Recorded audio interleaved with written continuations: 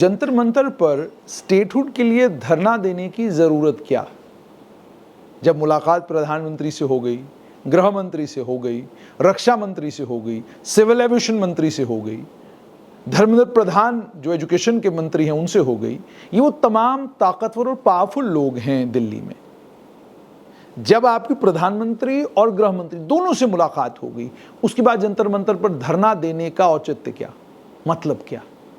धरना तो आप तब देते हैं अपनी किसी मांग को लेकर जब जिससे आप जो चीज मांग रहे हैं वो आपसे मुलाकात नहीं कर रहा, वो आपकी बात नहीं सुन रहा, उसके पास आपके लिए वक्त नहीं है, आप वक्त मांग रहे हैं, वो डिलिबरेटली आपको वक्त नहीं देता। ऐसा बिल्कुल नहीं है। प्रधानमंत्री से जब वक्त मांगते हैं मिल जाता है, गृह मंत्री से जब मिलना चाहते हैं वक्त मिल जाता है, रक्षा मंत्री को जहां मिलना चाहे, जिधर मिलना चाहे वक्त भी मिलता है और मुलाकात भी होती है। तो फिर जंतर मंतर पर धरना देने का मकसद क्या है? और क्या दाछीगाम में जो बहुत लंबी चौड़ी मीटिंग हुई, जिसके बाद यह तय हुआ कि हम जंतर मंतर पर जाकर धरना देंगे, उस मीटिंग में क्या वाकई स्टेटहुड के मुद्दे को गंभीरता के साथ डिस्कस किया गया था? ये सवाल आम जम्मू कश्मीर का नागरिक पूछना शुरू हो गया है। वो पूछ रहा है कि जब देश के नंबर 1 और नंबर 2 दोनों लोगों से आपकी मुलाकात है, बातचीत है, और दोनों लोग आप पर विश्वास करते हैं जम्मू कश्मीर के मामले में, तो आपको फिर जंतर मंतर पर धरना देने की धमकी देने की जरूरत क्या पड़ी? और इतना ही नहीं, जब आप दिल्ली गए और आपने यूपीए के घटक दलों के साथ एक मीटिंग की, राहुल गांधी में के बगल में आप बैठे हुए थे, तो लोग ये पूछते हैं कि उनके साथ आप बैठे हैं और उनसे आप ये तवक्का करते हैं कि स्टेटहुड के मुद्दे पर वो आपका समर्थन करें, जबकि उनका प्रधानमंत्री और गृह मंत्री के साथ राहुल गांधी की मुलाकात के फोटो बड़े कम आए हैं। वाद विवाद ही होता रहता है। जब भी लोकसभा के अंदर राहुल गांधी बोलते हैं तो उसके बाद माहौल कुछ ठीक नहीं रहता, माहौल खराब ही रहता है।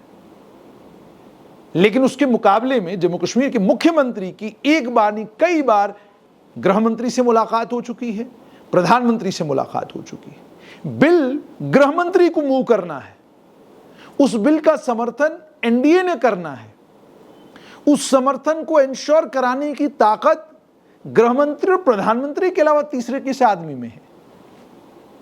तो जब इन दोनों से आपकी मुलाकात है, आपको कन्विंस भी इन दोनों को करना है, तो फिर जंतर मंतर पर मॉनसून सत्र के शुरू होते ही धरना देकर किसको क्या मैसेज देना है, ये आम जम्मू कश्मीर के नागरिक की समझ में नहीं आ रहा है।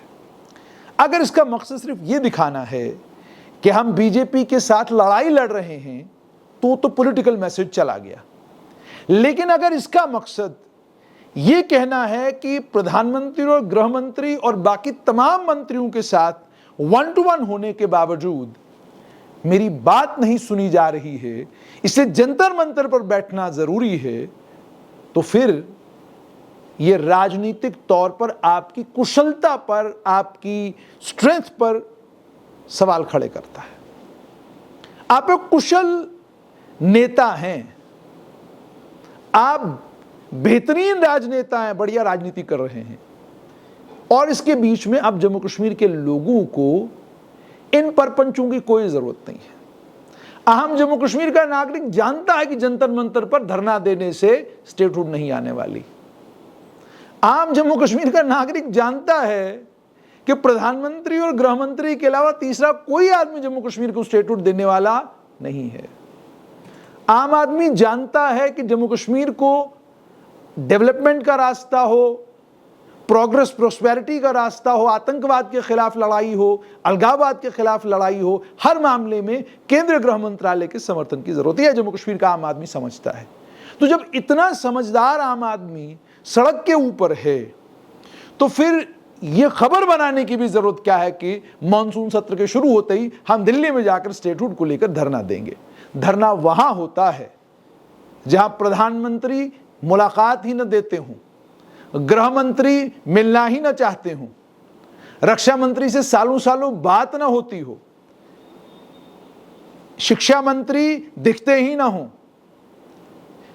उसके अलावा नेशनल सिक्योरिटी एडवाइजर से मुलाकात की कोशिश हो लेकिन वो मुलाकात कभी सफल ही ना होती हो, तो उस समय एक व्यक्ति ये करता है कि मैं जंतर मंतर पर जाकर धरना दूंगा। और धरना वाली राजनीति तो वैसे भी मुख्यमंत्री उमर अब्दुल्ला की नहीं है। मुख्यमंत्री उमर अब्दुल्ला शासक के तौर पर इस बात को समझते हैं कि जम्मू कश्मीर को जो भी चाहिए वो कन्फ्रंटेशन के साथ नहीं, बल्कि कुछ भी लेने के लिए केंद्र के साथ हाथ से हाथ मिलाकर चलना होगा। बात तब बनेगी क्योंकि जम्मू कश्मीर में आतंकवाद और अलगाववाद की आग में योगदान अपना जम्मू कश्मीर के नेताओं ने भी दबा के दिया है। इस बात को वो जानते हैं, भली भांति जानते हैं। इसीलिए वो कॉन्फ्रंटेशन की बजाय ब्रिजेस बिल्डिंग वाला काम करने की कोशिश कर रहे हैं। लेकिन ऐसा लगता है कि उनके दाएं बाएं के साथियों के दबाव में आकर उन्होंने जंतर मंतर पर धरना देने की बात की, वरना मुख्यमंत्री उमर अब्दुल्ला जानते हैं कि केंद्र सरकार उन पर विश्वास करती है और इस बात को मानती है कि जम्मू कश्मीर में इस समय जो सरकार चल रही है उसमें उपराज्यपाल बढ़िया से अपना दफ्तर चला रहे हैं और मुख्यमंत्री उमर अब्दुल्ला भी वही काम कर रहे हैं जो जम्मू कश्मीर का पुनर्गठन कानून उनको इजाजत देता है। लेकिन जम्मू कश्मीर की राजनीति है, खासतौर पर कश्मीर घाटी की राजनीति। कश्मीर घाटी की राजनीति में यह विडंबना है कि जब तक प्रधानमंत्री और गृह मंत्री के साथ फोटो ना आए तब तक लोगों को लगता ही नहीं है कि इन्हें कोई गंभीरता के साथ लेता है। तो इसलिए फोटो आना बड़ा जरूरी है, पर इस फोटो से जम्मू कश्मीर को कोई लाभ होने वाला नहीं है। एक मोटा इकोनॉमिक पैकेज चाहिए ताकि बिजली की मुसीबत से छुटकारा मिले। एक मोटा इकोनॉमिक पैकेज चाहिए ताकि डेली वेजरों को पक्का किया जा सके। एक मोटा इकोनॉमिक पैकेज चाहिए ताकि बेरोजगारी को दूर किया जा सके। ये सब कुछ तब संभव है जब मुख्यमंत्री के तौर पर उमर अब्दुल्ला जो आज कर रहे हैं इसे कंटिन्यू करें और ये धरना प्रदर्शन, सड़क पे उतरने वाला ये जो सिलसिले की वो बात कर रहे हैं इससे परहेज करें, क्योंकि इससे जम्मू कश्मीर को कोई लाभ होने वाला नहीं है। मानसून सत्र के पहले दिन दिल्ली के जंतर मंतर पर खड़े होकर आपने धरना दे दिया, फोटो खिंच गई, वीडियो आ गया, कहानी खत्म। कांग्रेस वालों ने भी एक लंबा चौड़ा धरना जंतर मंतर पर दिया, खबर बन गई, कहानी खत्म हो गई, स्टेटहुड अभी आई नहीं। अन्य कई और दल गए जंतर मंतर पर धरना देकर आ गए, स्टेटहुड आया नहीं। स्टेटहुड आएगा तो स्टेटहुड आने का रास्ता वही है जिस रास्ते को कहते हैं राजनीति, कॉम्बिनेशन, नो कन्फ्रंटेशन। इस रास्ते से और केंद्र को विश्वास दिलाकर के जम्मू कश्मीर में आतंकवाद और अलगाववाद के खिलाफ जो लड़ाई है उसको लेकर जम्मू कश्मीर की सरकार बहुत गंभीर है, चुनी हुई लोकतांत्रिक सरकार बहुत गंभीर है। और जो कदम ऑलरेडी केंद्र शासित प्रदेश में उपराज्यपाल के शासन में उठाए गए हैं उन्हें कंटिन्यू किया जाएगा। जब यह विश्वास केंद्र में पैदा होगा तब जाकर जम्मू कश्मीर को पूर्ण राज्य का दर्जा मिलेगा, क्योंकि यहां लड़ाई बड़ी मुश्किल है।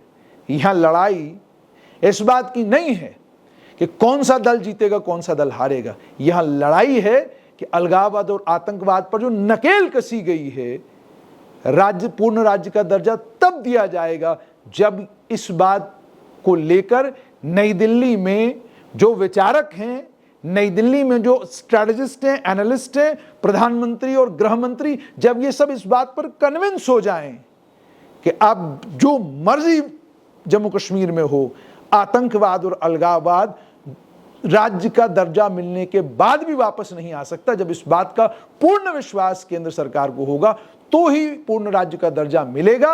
और इस पूर्ण विश्वास के लिए इस बात की जबरदस्त जरूरत है कि मुख्यमंत्री, उनकी काउंसिल ऑफ मिनिस्टर्स के साथ साथ में तमाम एमएलए ये इस बात को इंश्योर करें कि संकेत कोई दिल्ली ऐसा ना जाए कि जितनी भी कोशिशें की जा रही हैं अलगाववाद पर अंकुश लगाने की, उन कोशिशों को चुने हुए नुमाइंदे विफल करने की कोशिश करें, ऐसी कोई बात वहां तक ना जाए। जब वो होगा और जब उस चीज का विश्वास दिल्ली में पैदा होगा तो पूर्ण राज्य का दर्जा केवल एक बिल का मामला है।